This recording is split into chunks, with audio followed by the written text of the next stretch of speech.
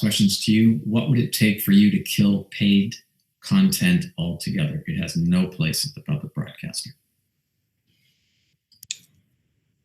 Well, I think it would take the manna from heaven, which would be a significant increase by about 400 to 500 million of our parliamentary allocation.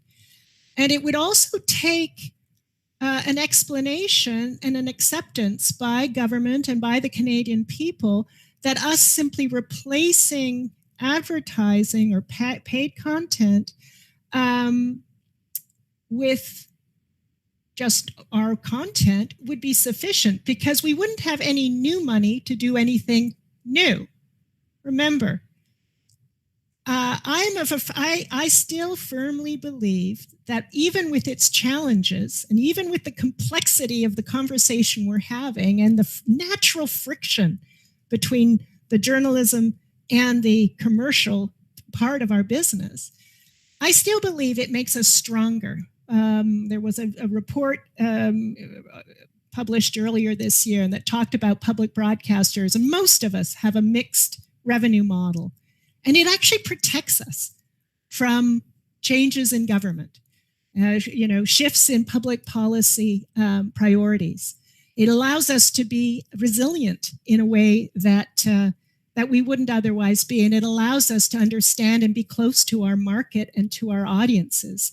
So I know some people here would prefer a completely advertiser-free world.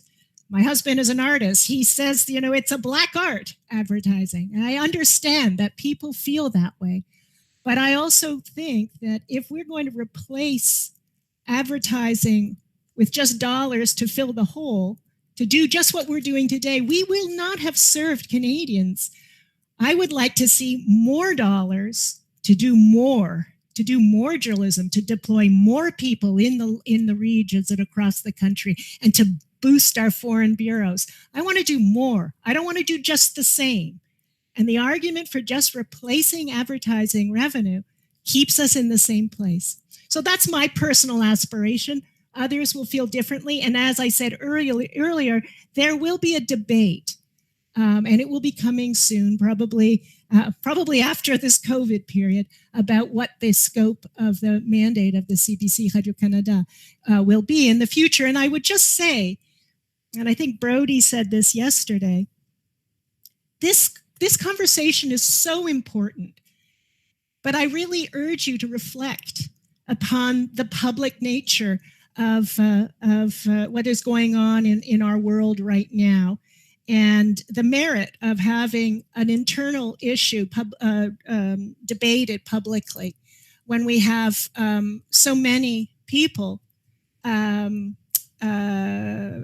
call them the defunders or call them the haters, call them what you will, who would like to see our services trimmed, the scope of our activities cut. And I really feel like we need, and for that reason, I honor you and I welcome an ongoing and a robust conversation, but let's have that conversation together as colleagues and if I dare say, as a family, rather than in the streets. Because in the public square, we invite a lot of other noise, and I'm not sure that it's that productive, and I'm not sure that it contributes to the overall well-being of our organization.